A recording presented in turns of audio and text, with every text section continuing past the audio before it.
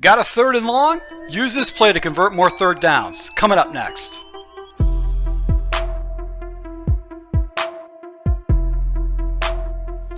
Hey, this is Full Game Prometheus, the only YouTuber that actually gives you full games of all the tips and schemes I post on my channel. I show you the good, the bad, and the ugly. Alright, so guys, we're going to go ahead and take a look at a play out of the gun wide trio offset that is great for converting third down situations. Now, this is a play that you want to put in your pocket. You want to go ahead and spam this play because you want to use this when you're in those third and longs type of situations, so your opponent basically is not going to be prepared for it. Now, guys, if you are new to my channel, you're looking for daily tips on how to go ahead and take your game to the next level and looking for diversity in your play calling, make sure you hit the subscribe button and the notification icon. So this, once again, this is part 3 of a 4-part series out of the gun wide trio offset week Seattle Seahawks playbook. One of our base audibles is the gun slot 2 buck, and I love this play because it actually just has a phenomenal complement of routes that will get you an opportunity to go and hit your opponent for some big yardage over the seam.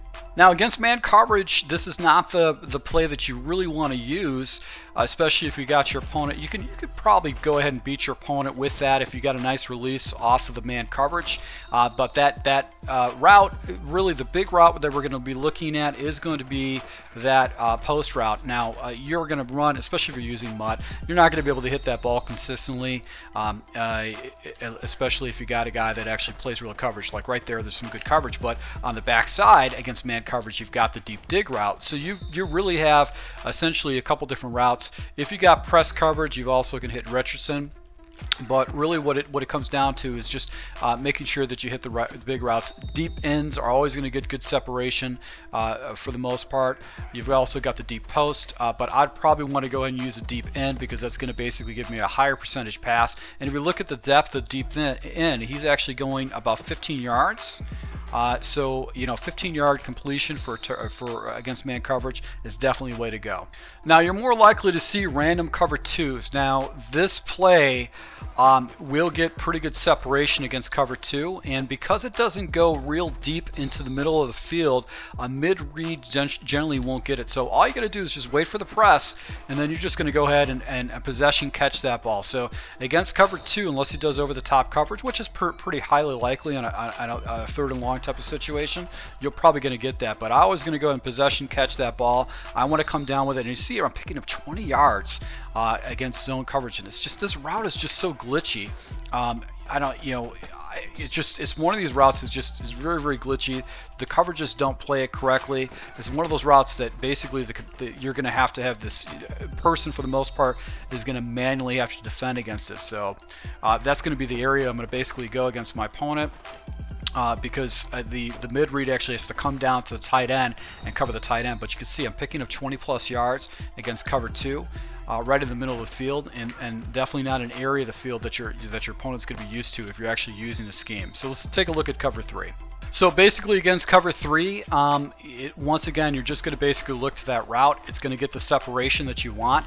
Even if the guy gets checked, you're just going to wait for him to start cutting in, and then you're going to basically get what you need. So that's what's really cool about this particular play, is that you're picking up a good 20 yards against your opponent. This is a quick audible. You can jump into it, and I really don't look at a lot of the other route progressions. I'm just going to basically look for this route right here. That's where my money is going to be at.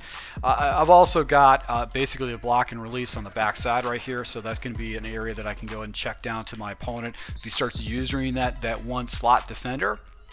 And you've got the big dig route on the backside. So as you can see right here, I'm just dropping it down because there's nobody in the area. If I've got my opponent that's using the slot, then I'll just make my progressions from there. And you've also got, you know, basically the deep end route on the backside. There's no way his user can come there. So let's take a look at this against cover 4, because that's going to be one of the more popular defenses that you can see in the game.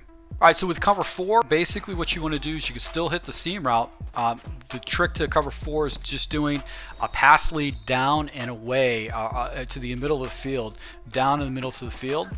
That way the safeties don't make a play in the ball, and you just possession catch it. Go ahead and take your 20 yards. You don't really want to rack this. I hope you're not in a situation where you need 25 yards. This is going to be basically a 20-yard play, 15-yard play that you probably want to look at consistently.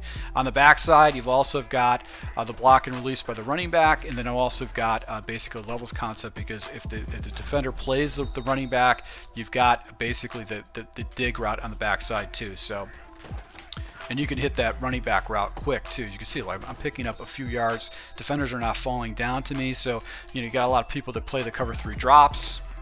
And you can just pop your opponent for an easy 10-yard completion if it's not one of those type of situations where you need big yardage. But this is what I do like about it, is that you've got basically different ways to go ahead and attack your opponent with it. Just ball sailed on me right there, and I made a slow decision right there. But as you can see, just getting rid of the ball very quick against your opponent against cover 4. So guys, once again, if you like these type of tips, make sure you hit the subscribe button and the like button. Let me know that you do this. Do you guys use this buck play?